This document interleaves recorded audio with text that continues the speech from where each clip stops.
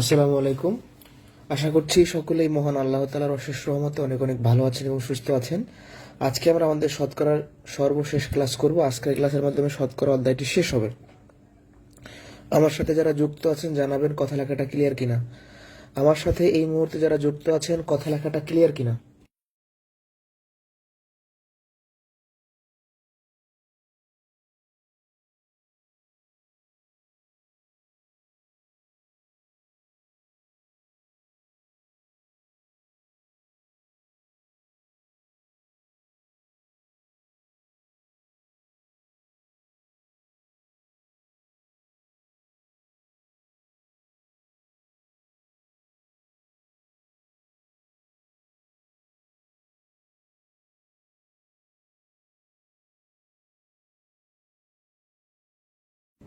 যারা যুক্ত আছে এই কথা লেখাটা ক্লিয়ার কিনা।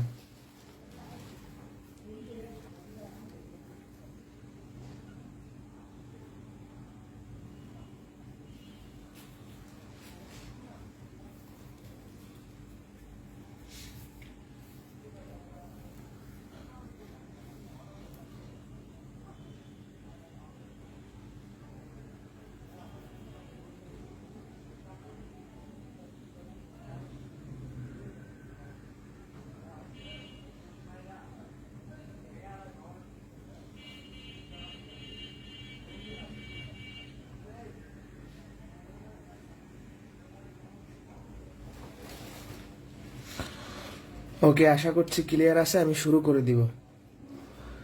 আজকে আমরা পাশ ফেলের অঙ্ক করব।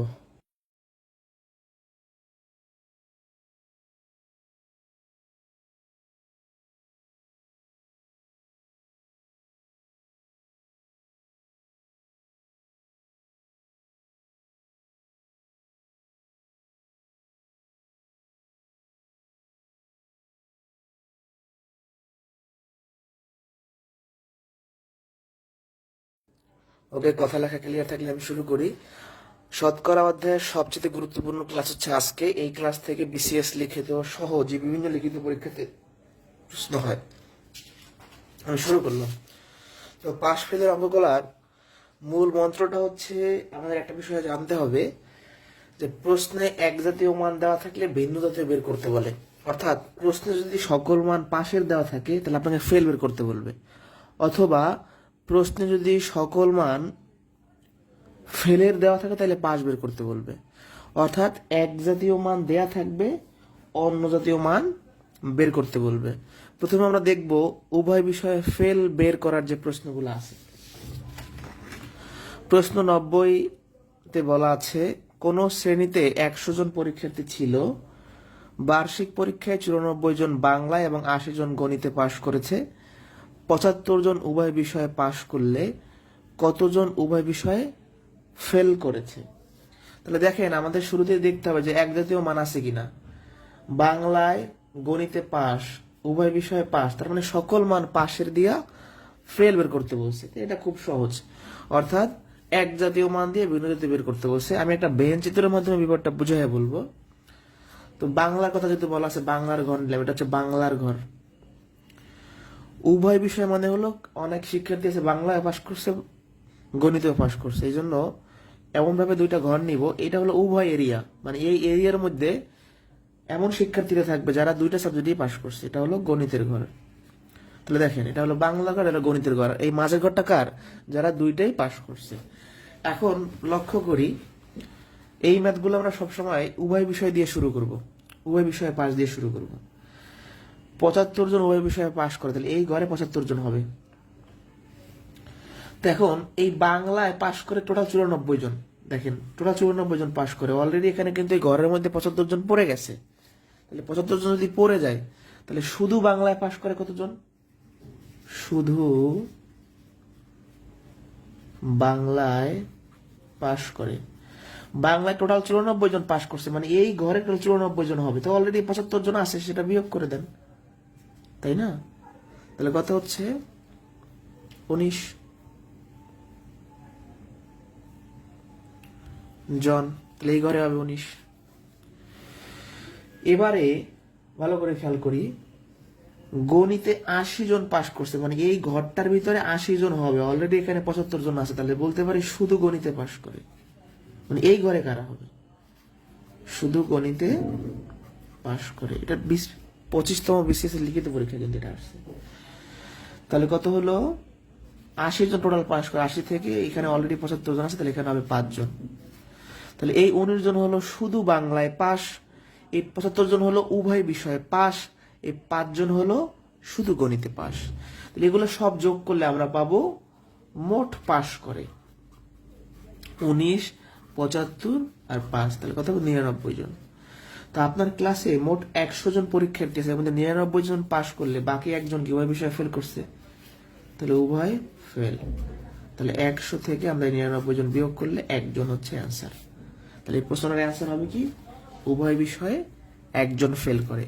আমি প্রথম থেকে বুঝাই আসি, পাশ ফেলের অঙ্কের নিয়মটা হচ্ছে প্রশ্নে এক জাতীয় মান দেওয়া থাকবে, ভিন্ন জাতীয় বের করতে বলবে। প্রশ্নে বের করতে বলছে ফেল, তাহলে সকল মান পাশের থাকতে হবে, যদি না থাকে তাও বানাইতে হবে। দেখেন বাংলায় পাস, গণিতে পাস, উভয় পাস, তার মানে সকল মান পাশের দিয়ে ফেল চাইছে। আমরা বাংলার একটা ঘর নিলাম, গণিতের একটা ঘর নিলাম, আর এই মাঝের ঘরটা হচ্ছে কমন ঘর, মানে এমন কিছু শিক্ষার্থী আছে যারা বাংলায় পাশ করছে আবার গণিতেও পাশ করছে। তো আমরা সেই উভয় বিষয় দিয়ে শুরু করব। 75 জন উভয় বিষয়ে পাশ করছে। এবার বাংলার কথা আসি, বাংলার টোটাল 94, মানে বাংলার ঘরে 94 জন হবে, অলরেডি 75 জন বসে আছে, তাহলে এখানে হবে 19 জন। আবার গণিতের ঘরে 80 জন হবে, অলরেডি 75 জন বসে আছে, তাহলে এখানে হবে 5 জন। এগুলো যোগ করলে কি হবে? মোট পাস। আচ্ছা, আমরা এই কাজটা কেন করতেছি, উভয় বিষয়টা কেন বিয়োগ করতেছি? কারণ একজন স্টুডেন্টকে আমি বাংলার ঘরেও কাউন্ট করতেছি, আবার উভয় বিষয়েও কাউন্ট করতেছি, একজনকে দুইবার কাউন্ট করতে হচ্ছে, যার কারণে এটা বিয়োগ করতে হয়। যারা যুক্ত আছে বুঝছে কিনা একটু বলেন তো, এটা বুঝছে কিনা, এটা বুঝতে পারছে কিনা?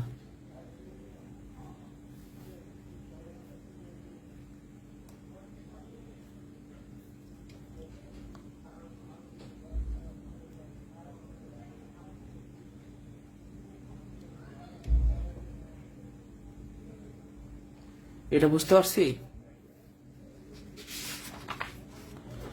ওকে, সামনে গেলাম। আরেকটা প্রশ্ন দেখবে এই জাতীয়। একটি পরীক্ষায় পরীক্ষার্থীদের 80% গণিতে এবং 70% বাংলায় পাশ করলো, উভয় বিষয়ে পাশ করলো 60%, উভয় বিষয়ে শতকরা কতজন ফেল করলো? তাহলে ভালো করে খেয়াল করেন, প্রশ্নে যেহেতু ফেল বের করতে বলছে, সকল মান পাশের থাকতে হবে। গণিতে পাস, বাংলায় পাস, উভয় পাস, তার মানে সকল মান পাশের দেওয়া আছে, কোনো ঝামেলা নাই। তাহলে গণিতের ঘর নিলাম, এই যে ম্যাথমেটিক্সের ঘর, এটা হচ্ছে বাংলার ঘর। তো সবসময় উভয় বিষয় দিয়ে ম্যাথ শুরু করবো। ওই বিষয়ে কত? 60%, এখানে হবে 60%। এটা উভয়ের ঘর। এখন আমরা দেখবো যে শুধু ম্যাথে পাস করছে এমন শিক্ষার্থী কারা। তাহলে শুধু গণিতে পাস, গণিতে মোট 80% পাস করছে, মানে এই যে গণিতের ঘরটা এখানে 80% হবে, অলরেডি 60% আছে, তাহলে এখানে কত? 20%। এই যে 80% মাইনাস 60%, অর্থাৎ 20%। তারপর বাংলা, বাংলায় কি 70% পাস, এই ঘরে 70 হবে, অলরেডি 60% আছে, তাহলে এখানে হবে 10। কিভাবে বের করবো? শুধু, খুব সহজ এগুলো, হ্যাঁ, শুধু বাংলায় পাস। তাহলে 70% থেকে 60% বিয়োগ করলে 10%। তাহলে একটু ক্লিয়ার করি, এটা হলো শুধু গণিতে পাস, এটা হলো উভয় বিষয়ে পাস, এটা হলো শুধু বাংলায় পাস, এগুলো যোগ করলে মোট পাস আমরা পাবো, মোট পাস। তাহলে 20%, 60% আর 10% কত হচ্ছে? 90%। আপনার ক্লাসে মোট শিক্ষার্থী মানে 100%, মোট শিক্ষার্থী মানে কত? 100%। এর মধ্যে 90% পাস করলে ফেল কত? ওই বিষয়ে ফেল করছে কত? 100% মাইনাস 90%, তার মানে 10% হচ্ছে অ্যান্সার। শতকরা কতজন? 10% মানে শতকরা 10 জন ফেল করছে, অ্যান্সার কি? শতকরা 10 জন ফেল। এটা বুঝছেন কিনা? একদম ইজি প্রশ্ন। ফেল বের করতে বলছে, সকল মান পাশের থাকতে হবে, না থাকলে আমরা বানাবো, সেরকম ম্যাথ সামনে আছে। আগে ওই বিষয় দিয়ে ম্যাথটা শুরু করব, শুধু গণিতে বের করবো, শুধু বাংলায় বের করবো, সব যোগ করলে মোট পাস পাবো, মোট শিক্ষার্থী থেকে মোট পাস বিয়োগ করলে উভয় বিষয় ফেল পাবো। এটা ডান কিনা বলেন তো?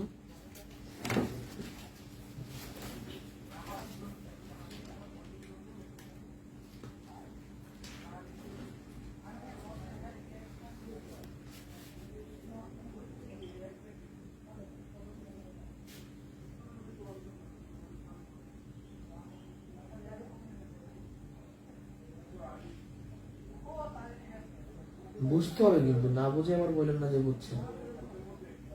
ওকে, আশা করি বুঝতে পারছি, আশা করি বুঝতে পারছি। নেক্সট কোশ্চেনে গেলাম।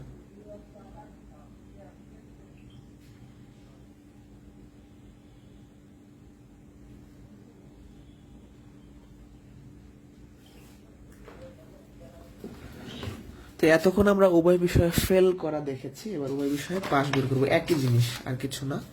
এবার আমরা দেখব উভয় বিষয়ে পাস। ঠিক আছে, শুরু করি। কোন পরীক্ষায় 52% ছাত্র বিজ্ঞানে, 40% অঙ্কে ফেল করে, যদি উভয় বিষয়ে 27% ফেল করে, তবে শতকরা কতজন ছাত্র পাস করে? দেখেন, এসআই রিটার্ন পরীক্ষায় আসে এই ম্যাথগুলা, বিভিন্ন লিখিত পরীক্ষা 11 থেকে 20 লিখিত পরীক্ষা এখান থেকে একটা প্রশ্ন থাকে, বিসিএসসি লিখিত পরীক্ষায় থাকে, মানে ইম্পর্টেন্ট, এবং এগুলো খুব সহজ। তো যাই হোক, আমাদের পাস বের করতে বলছে। হ্যাঁ, তো পাস বের করতে বলছে কি, প্রশ্নে সকল মান ফেলের থাকতে হবে, এটা আমরা সবসময় চেক করে নিব, এটা হচ্ছে পাস ফেলার অঙ্কের ভেজাল। সকল মান ফেলের থাকতে হবে, যদি না থাকে বানাইতে হবে। তো দেখেন, বিজ্ঞানে ফেল, অঙ্কে ফেল, উভয় বিষয়ে ফেল, তার মানে সকল মান ফেলের দিয়ে পাস চাইছে, তার মানে কোনো ঝামেলা নাই। তো এটা হচ্ছে বিজ্ঞানের ঘর সায়েন্স, এটা হচ্ছে অঙ্কের ঘর ম্যাথমেটিক্স, আর এটা হলো যারা উভয় বিষয়ে ফেল করেছে। তো আমরা ম্যাথটা সবসময় শেষ থেকে শুরু করব, অর্থাৎ উভয় বিষয় দিয়ে শুরু করবো, এটা 27%। এখন এটা হচ্ছে কি, সায়েন্সের ঘর, বিজ্ঞানের ঘর। এই বিজ্ঞানে মোট 52% পাস কত ফেল করে, মোট 52% ফেল করে, তো অলরেডি 27% আছে, এখানে কত হবে? তার মানে শুধু বিজ্ঞানে ফেল, শুধু বিজ্ঞানে ফেল, তাহলে কত হবে?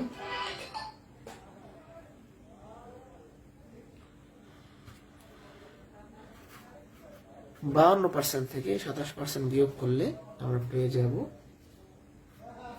25%। একইভাবে এই ঘরটা হচ্ছে ম্যাথের ঘর, অর্থাৎ 40% অঙ্কে ফেল করে, তাহলে শুধু অঙ্কে ফেল করে কারা? 40% এই ঘরে থাকার কথা, অলরেডি 27% আছে, তাহলে শুধু অঙ্কে ফেল কত হবে? 40% থেকে আমরা এটা বিয়োগ করে দিব 13%, সে ঘরে হবে 13। তাহলে এটা একটু ক্লিয়ার করি, শুধু বিজ্ঞানে ফেল, উভয় বিষয়ে ফেল, শুধু গণিতে ফেল, যোগ করলে কি মোট ফেল। তাহলে 25, 27, 13 যোগ করে দিব, কত হয়? 65, হয় না? তো এখন টোটাল শিক্ষার্থী মানে 100%, না দেওয়া থাকলে আমাদের 100% ধরতে হবে। তো 100%-এর মধ্যে 65% ফেল মানে কি? উভয় পাস কিভাবে বের করবো? 100% থেকে যেটা ফেল করছে বিয়োগ করে দেব 30%।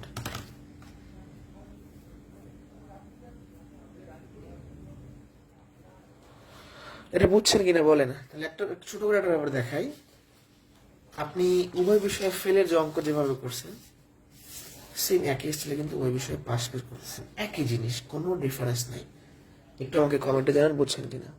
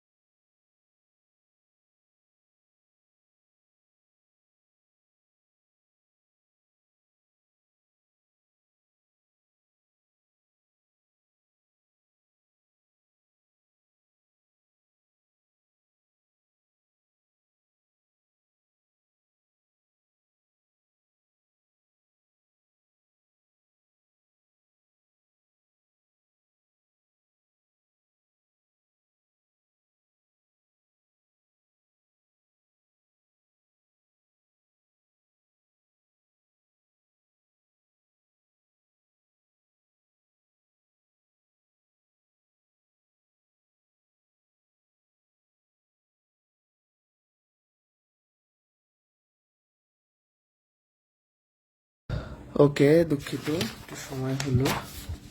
আচ্ছা দেখেন, আপনাদের যে প্রশ্ন একটু কঠিন হবে সেটা আমি বলে দেবো সামনে কোনটা বেশি ইম্পর্টেন্ট। একটি পরীক্ষায় 24% ছাত্রছাত্রী বিজ্ঞানে অকৃতকার্য হয়, 43% ছাত্রছাত্রী গণিতে অকৃতকার্য হয়, 15% ছাত্রছাত্রী উভয় বিষয়ে অকৃতকার্য হয়, মানে ফেল। তাহলে শতকরা কতজন পাশ করে? তো আপনি প্রশ্নের অ্যান্সারের দিকে তাকাবেন, কি চাইছে? পাস। তার মানে সকল মান ফেলের থাকা লাগবে, না থাকলে আপনি ম্যাথটা তাড়াতাড়ি মানে করতে পারবেন না, আপনাকে সেটা বানায় ম্যাথ শুরু করতে হবে। তাহলে বিজ্ঞানে ফেল, গণিতে ফেল, উভয় ফেল, তার মানে সকল ফেল দেওয়া আছে, কোনো ঝামেলা নেই। এটা হচ্ছে সায়েন্স, এটা হচ্ছে গণিত, তার মানে ম্যাথ। ঠিক আছে, এবারে উভয় বিষয় দিয়ে শুরু করবো সবসময়। 15%। এবার শুধু বিজ্ঞানে ফেল, বিজ্ঞানে ফেল। খেয়াল করি, এই ঘরটা কার বলেন তো? বিজ্ঞানের ঘর। তার মানে এই ঘরে বিজ্ঞান হবে। তো এই ঘরে 24% হওয়ার কথা, অলরেডি 15% এই ঘরের মধ্যে পড়ে গেছে। বিয়োগ করে দেন, 9%। শুধু গণিতে ফেল, এখানে 43% হওয়ার কথা, 43% মধ্যে অলরেডি 15% আছে, 28%। ঠিক আছে, এখন আমরা ক্লিয়ার করে দেই। এটা হচ্ছে শুধু বিজ্ঞানে ফেল, উভয় বিষয়ে ফেল, শুধু গণিতে ফেল, সব যোগ করলে মোট ফেল। 9%, 15%, 28%, কত? 52% না? 52। তো 100% শিক্ষার্থীর 52% ফেল, মানে পাশ করছে কত উভয় সাবজেক্টে? 48%, নাকি? এটা হচ্ছে অ্যান্সার। এই হলো আপনাদের সহজ ম্যাথ শেষ। এবার ঝামেলার ম্যাথ আমি করাবো ইনশাল্লাহ। এই পর্যন্ত ডান কিনে এই পর্যন্ত আশা করি বুঝতে পারছেন। এই 4টা প্রশ্ন সবার বোঝার কথা, না বুঝলে আমাকে কোশ্চেন করবে। এবার আমি ক্লাসটা শুরুই করছিলাম একটা কথা দিয়া, যে প্রশ্নে এক জাতীয় মান থাকতে হবে। প্রশ্নে কি এক জাতীয় মান থাকতে হবে। এখন আমরা দেখবো এক জাতীয় মান না থাকলে কি করবে। এখন আমরা দেখবো কি এক জাতীয় মান না থাকলে কি করবে।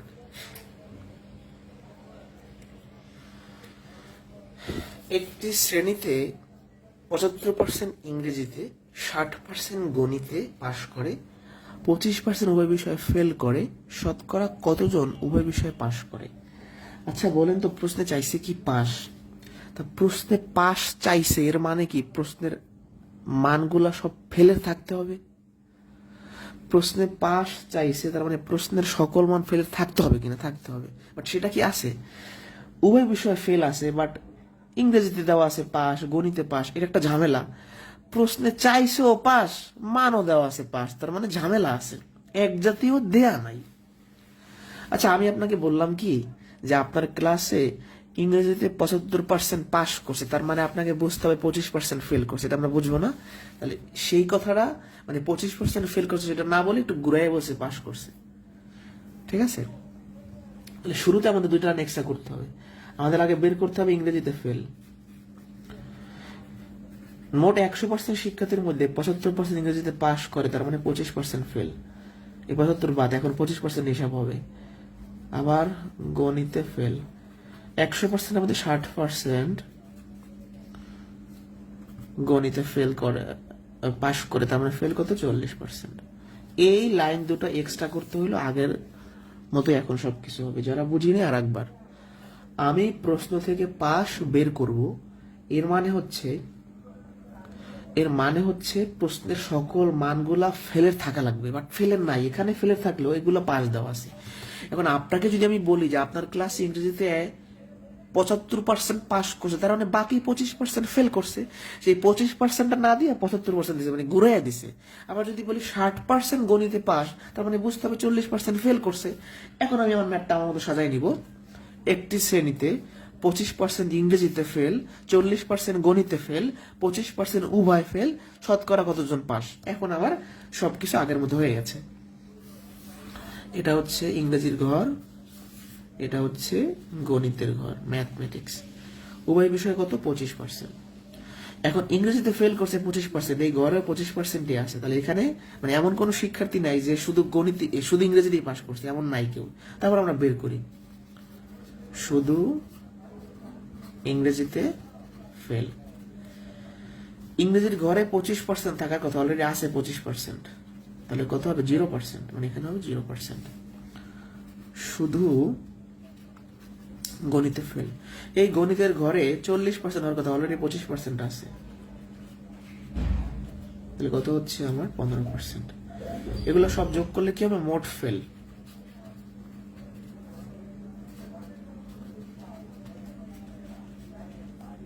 তাহলে 40% ফেল। একটা ক্লাসে মোট 40% ফেল করছে, তার মানে পাস কত,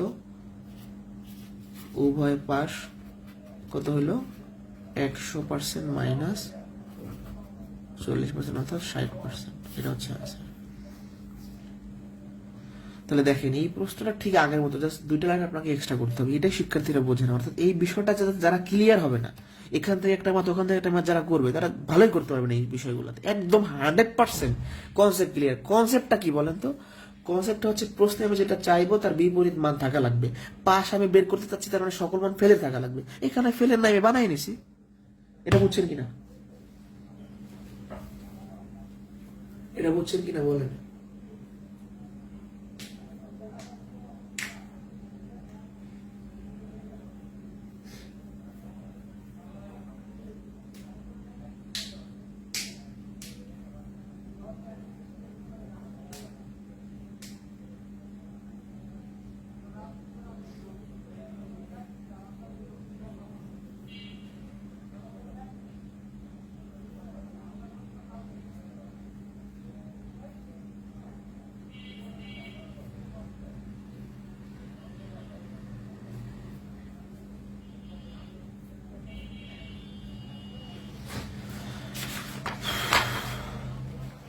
তো 5 পেজের অঙ্কের মধ্যে আবার খেলাধুলার একটা প্রশ্ন নিয়ে আসলাম। এটা একই টাইপের প্রশ্ন। দেখেন, একটি ক্লাসে 30 জন ছাত্র আছে, তাদের মধ্যে 18 জন ফুটবল খেলে, 14 জন ক্রিকেট খেলে এবং 5 জন কিছুই খেলে না। কতজন উভয়টি খেলে? তো আমরা প্রশ্নের আউটপুটের দিকে তাকাই, চাইছে কি, খেলে চাইছে, তার মানে কতজন খেলাধুলা করে। অর্থাৎ খেলে যেহেতু প্রশ্নে চেয়েছে, তার মানে সকল মান খেলে না হইতে হবে। চাইছেও খেলে, আবার প্রশ্নে দেওয়া আছে খেলে কত, মানে 18% ফুটবল, 18 জন ফুটবল খেলে, যতজন ক্রিকেট খেলে, তার মানে এক জাতীয় মান দেয়া নাই। আমি খেলে বের করবো, তার মানে সকল মান খেলে না হইতে হবে। তো শুরু করি। তাহলে আগে খেলে না বের করি। আপনার ক্লাসে 30 জনের মধ্যে হচ্ছে 18 জন ফুটবল খেলে, তার মানে বাকি 12 জন খেলে না। তাহলে ফুটবল খেলে না, তাহলে কি হবে, 30 থেকে 18 বিয়োগ করলে 12। ক্রিকেট খেলে না, 30 জনের মধ্যে 14 জন ক্রিকেট খেলে, মানে বাকি 16 জন খেলে না। এই হলো আমাদের কাজ শেষ। এখন আমি প্রশ্ন নতুন করে বানাবো। একটি ক্লাসে 30 জন ছাত্র আছে, তাদের মধ্যে 12 জন ফুটবল খেলে না, 16 জন ক্রিকেট খেলে না, 5 জন কিছুই খেলে না, কতজন উভয়টি খেলে। এক যদি বানাই ফেলছি, সকল খেলে না বানাই ফেলছি, এই 18 14 গুলো বাদ। এবার শুরু করি। এটা হচ্ছে ফুটবল, এটা হচ্ছে ক্রিকেট, উভয় বিষয়ে কত, 5 জন। তাহলে ফুটবল খেলে না হচ্ছে 12 জন, এই ঘরে 12 জন হওয়ার কথা, অলরেডি 5 জন আছে, তাহলে শুধু ফুটবল খেলে না। কি হবে, 7।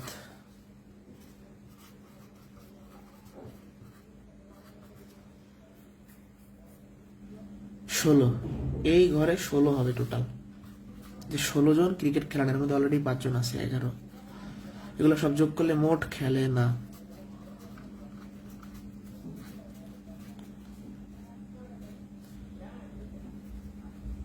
তেইশ নাকি 23 জন। আপনার ক্লাসে মোট শিক্ষার্থীর 23 জন খেলাধুলা করে না, তার মানে বাকি 7 জন উভয় খেলা খেলে। কি হবে, 7 জন। তাহলে আগের মতোই প্রশ্ন। হ্যাঁ, এটা বুঝলে আমরা এখন বড় কোশ্চেন দেখবো, মোট শিক্ষার্থীর সংখ্যা বের করা, লাস্ট টাইপের অঙ্ক। 3 টাইপের, 5 পেজের 3 টাইপের অঙ্ক করলে এনাফ। এই 3 টাইপের অঙ্কই আসে, এনাফ বলতে আছে এই 3 টাইপের অঙ্ক।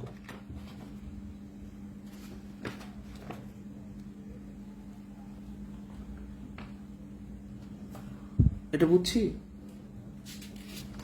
ওকে, এবার মেইন অঙ্কে আমরা চলে আসি। এই চ্যাপ্টার থেকে যদি বড় প্রশ্ন করে, অর্থাৎ 5 পেজের অঙ্ক থেকে যদি বড় প্রশ্ন আমাদের পরীক্ষায় দেয়, তাহলে সেটা হচ্ছে মোট শিক্ষার্থীর সংখ্যা বের করতে বলবে, বিশেষ করে বিসিএস এর রিটার্ন এগুলা বেশি আসে। তো আমরা শুরু করি।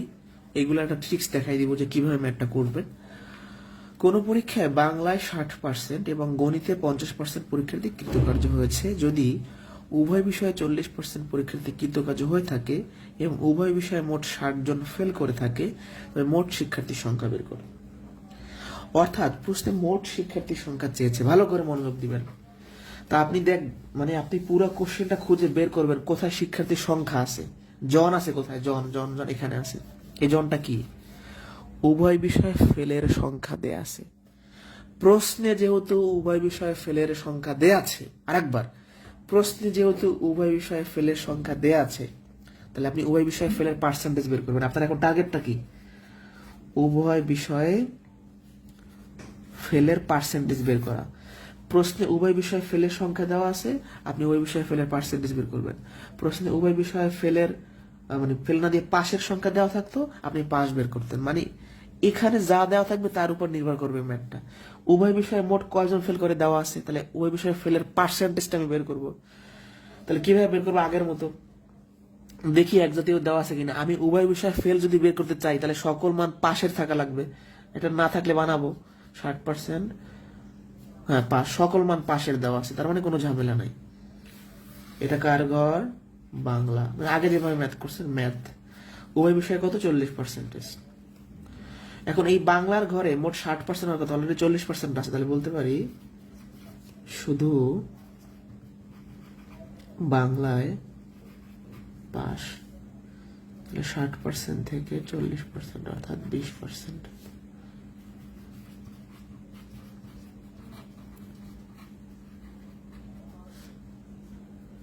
গণিতে এখানে হলো 20। গণিতে টোটাল ঘরে 50% কথা, অলরেডি 40% আছে, তাহলে 50% মাইনাস 40%, তার মানে 10%। সবগুলো যোগ করলে মোট পাস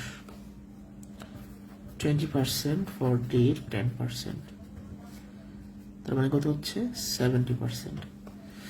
তাহলে মোট 70% পাস করলে উভয় বিষয়ে ফেল কত? উভয় ফেল 100%-এর মধ্যে 70% পাস, মানে 30% ফেল। এই পর্যন্ত ক্লোজ। ভাই আমি এখন পর্যন্ত নতুন কোনো কিছু আপনাদের শেখাই নাই, আগের ম্যাথে করতেছি। উভয় বিষয়ে ফেলের সংখ্যা দেওয়া আছে, আমি উভয় বিষয়ে ফেলের পার্সেন্টেজ বের করছি। এখন উভয় বিষয়ে 30% ফেল করছে, এর মানে হলো প্রতি 100 জনের মধ্যে 30 জন ফেল করছে। তাহলে বলতে পারি 30 জন ফেল করলে মোট শিক্ষার্থী 100, এটা বলতে পারি না? আরে ভাই 30% ফেল করে, এর মানে হলো 30 জন ফেল করে, মোট শিক্ষার্থী যখন 100, তাহলে একজন ফেল করলে মোট শিক্ষার্থী 100/30। অতএব আমি জাস্ট টেস্ট করে দেখবো যে 60 জন ফেল করার জন্য মোট শিক্ষার্থী কত হওয়া দরকার।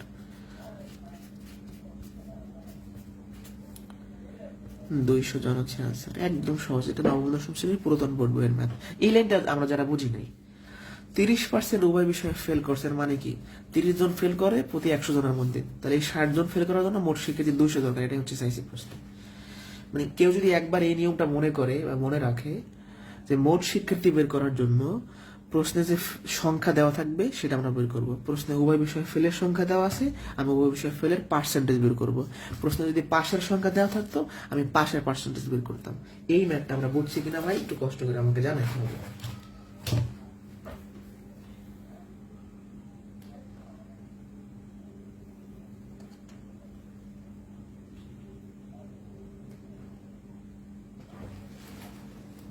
বুঝছি কিনা?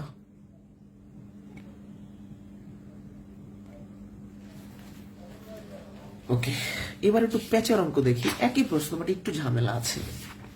এটা বিসিএস এ 2বার আসছে, আরো বিভিন্ন পরীক্ষাতে আসে, এটা ইম্পর্টেন্ট।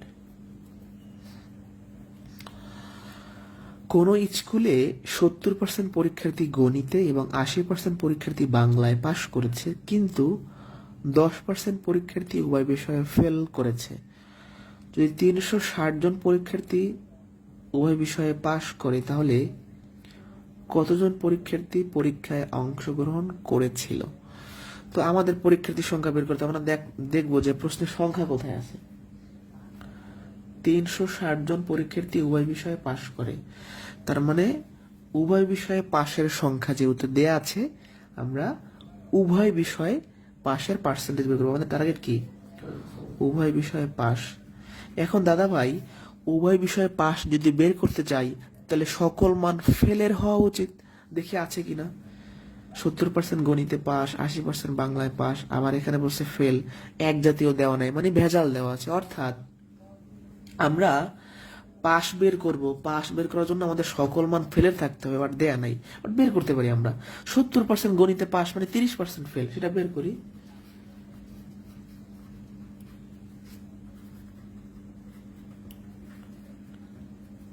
%30,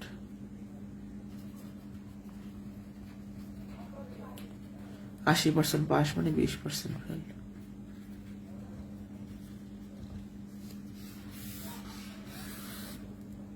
এই লাইনটা করার পর এখন ম্যাথটা আমি নতুন করে সাজাবো।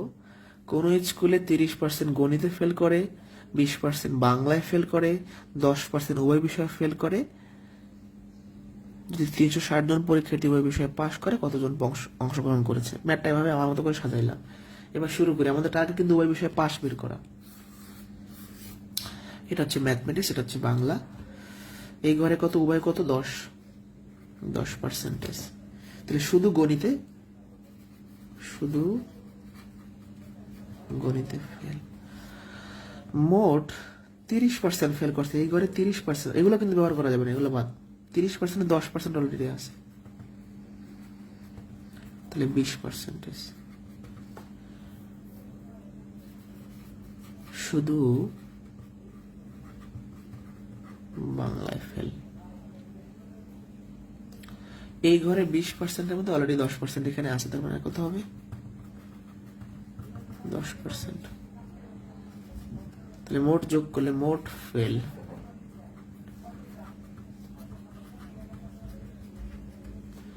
কত হচ্ছে? 40%। তাহলে মোট উভয় পাস, উভয় পাস, মোট পাস একই কথা, 60%। এই পর্যন্ত সব আগের মতো।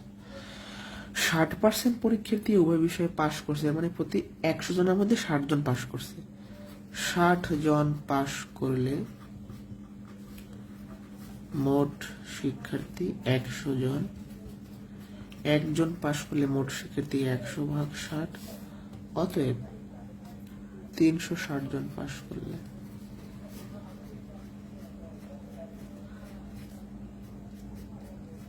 600 জন হচ্ছে আনসার। 103 এবং 4 একই প্রশ্ন, দেখে নিব। এটা আগের মতো, শুধু এই কাজটা আমাদের এক্সট্রা করা লাগছে।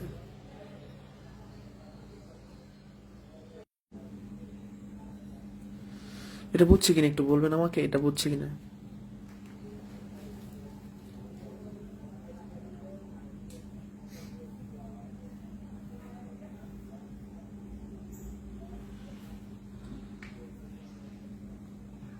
এটা বুঝছি কিনা বলেন, কোশ্চেন হলে করতে পারেন।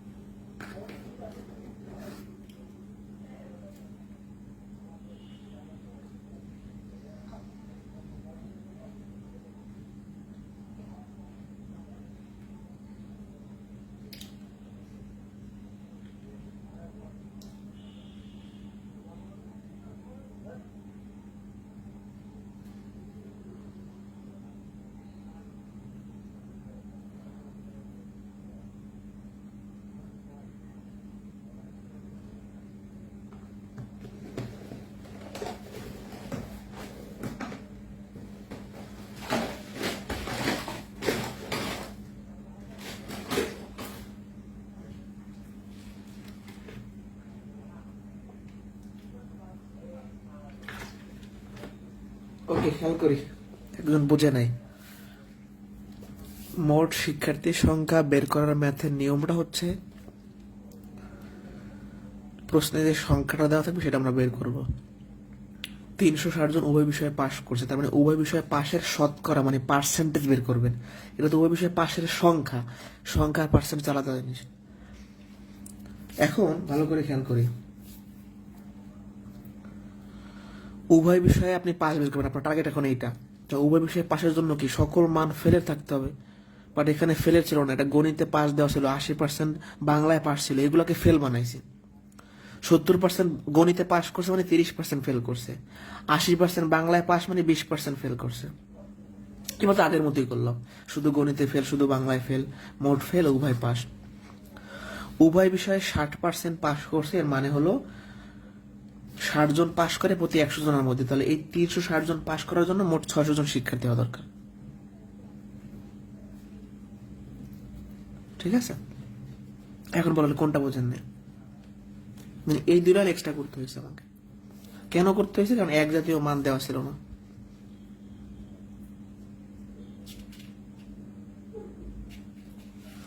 ওকে, নেক্সট কোয়েশ্চেন। কোন পরীক্ষায় 80% পরীক্ষার্থী গণিতে, 90% পরীক্ষার্থী বাংলায় পাশ করেছে, উভয় বিষয়ে কেউ ফেল করে নাই, ওই বিষয়ে পাশ করেছে 350 জন, ওই পরীক্ষায় কতজন পরীক্ষার্থী ছিল? তো প্রশ্নে যেহেতু পরীক্ষার্থীর সংখ্যা বের করতে বলছে, আমি দেখবো কোথায় সংখ্যা আছে। এটা, এই সংখ্যাটা হলো উভয় বিষয়ে পাশের সংখ্যা। প্রশ্নে যেহেতু উভয় বিষয়ে পাশের সংখ্যা দেওয়া আছে, আমরা উভয় বিষয়ে পাশের পার্সেন্টেজ বের করব। ঠিক আছে, তো শুরু করি। সকল মান এক জাতীয় দেওয়া আছে, সমস্যা নেই।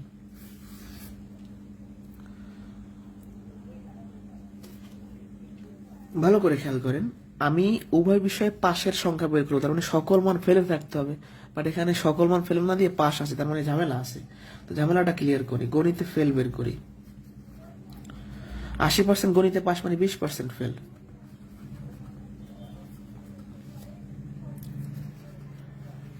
বাংলায় ফেল 100%-এর মধ্যে 90% পাস মানে 10% ফেল।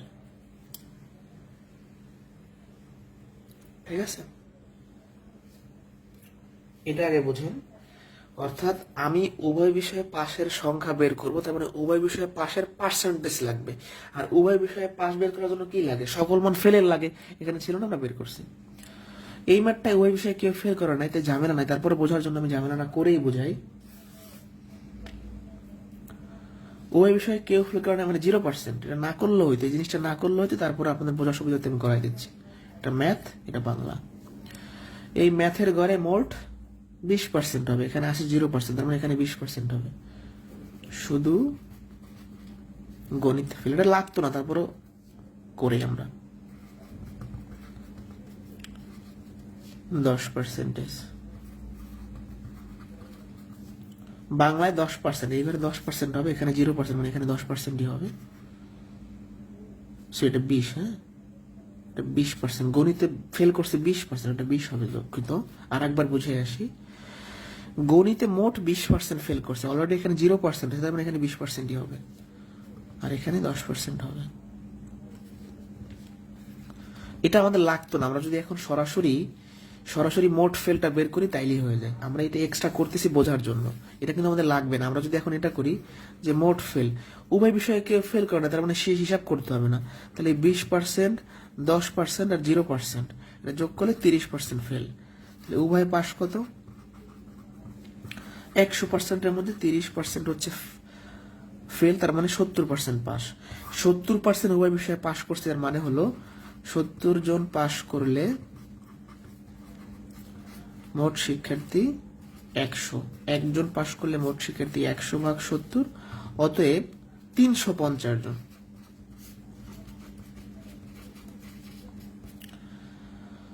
535, 5, 5, 100, 500 জন অ্যান্সার। এটা আমি যারা বুঝি নেই, এটা লাগবে না আমাদের, তারপরে আবারও এভাবেও করতে পারেন, আপনার ইচ্ছা। প্রথম থেকে বুঝাই, উভয় বিষয়ে পাশের সংখ্যা দেওয়া আছে, উভয় বিষয়ে পাশের পার্সেন্টেজ বের করবো।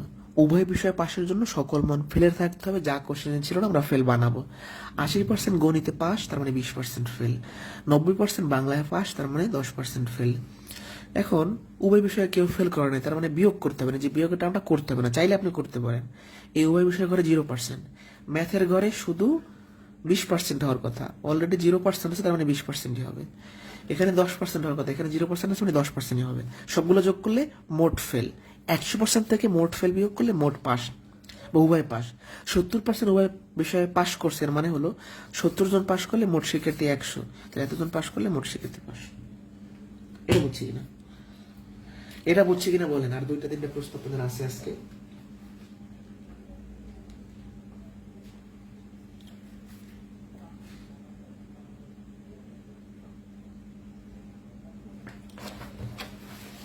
এটা বুঝছি কিনা বলতে হবে।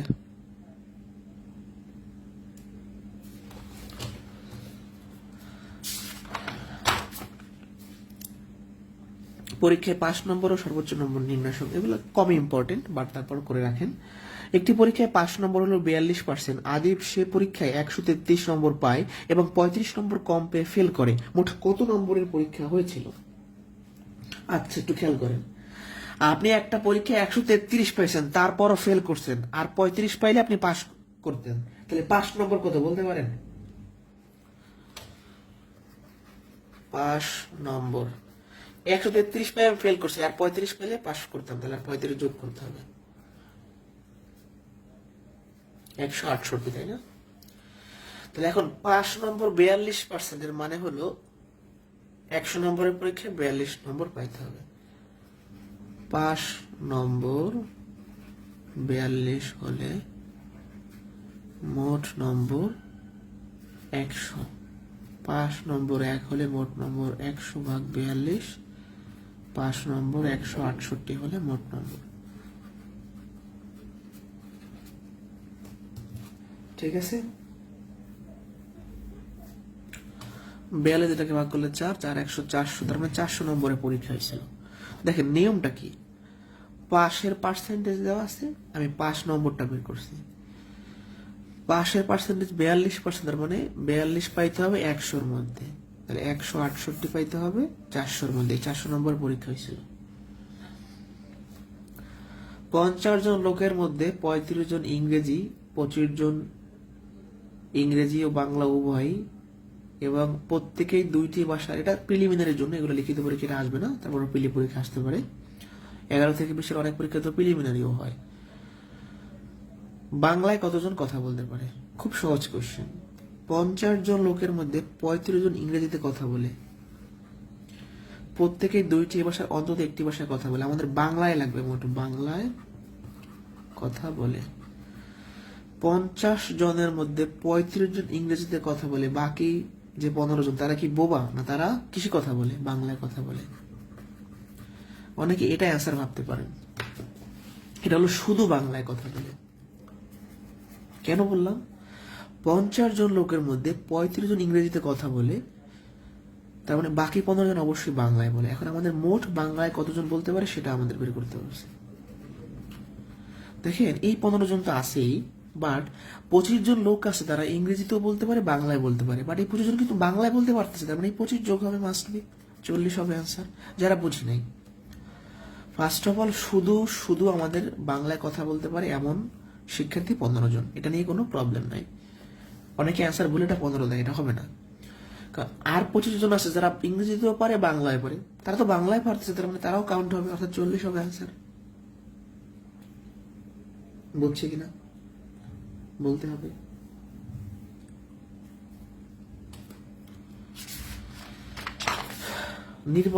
নির্বাচন সংক্রান্ত সমস্যা বা শতকরা।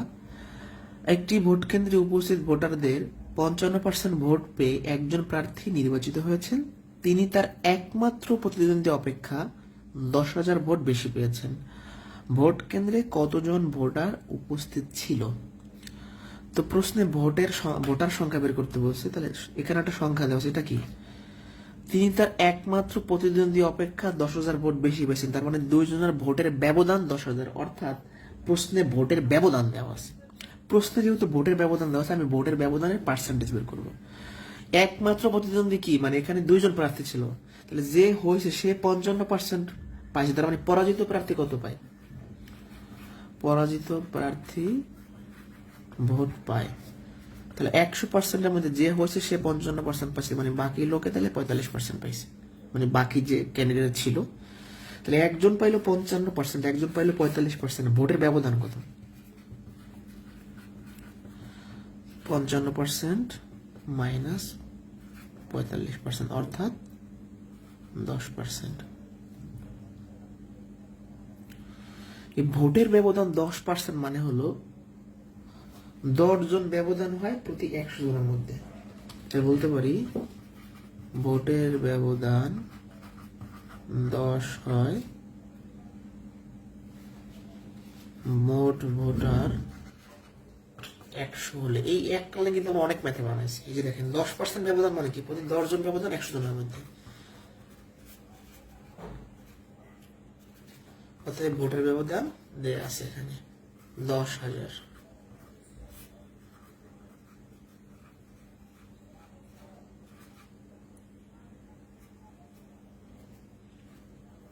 পাঁচটা শূন্য, 1 লাখ ভোটার ছিল।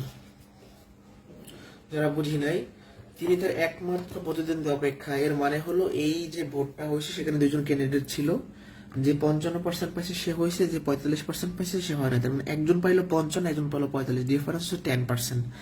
ভোটের ব্যবধান 10 প্রতি 100-তে, তাহলে ভোটের ব্যবধান 10,000 প্রতি 1 লাখের মধ্যে। এটা হচ্ছে অ্যান্সার।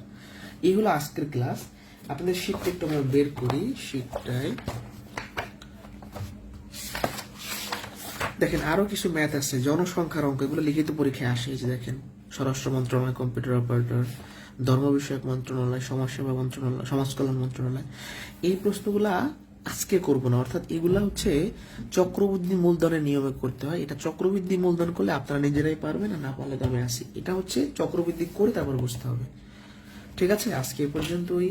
কারো কোনো কোশ্চেন থাকলে আমাকে বলতে পারেন। আপনাদের 3টা চ্যাপ্টার শেষ, 4টা চ্যাপ্টার শেষ, সরি। ঐকিক নিয়ম, কাজ ও সময়, নলচুপচ্চা, লসগু গসগু, শতকরা। আগামী ক্লাসে আমরা সুদ কষা করাবো, তারপর লাভ ক্ষতি করাবো, তারপর মান নির্ণয় করাবো। বড় বড় চ্যাপ্টার আগে শেষ করে দিব, তারপর ছোটগুলো আস্তে আস্তে করাই দেবো। ঠিক আছে, ভালো থাকেন সবাই।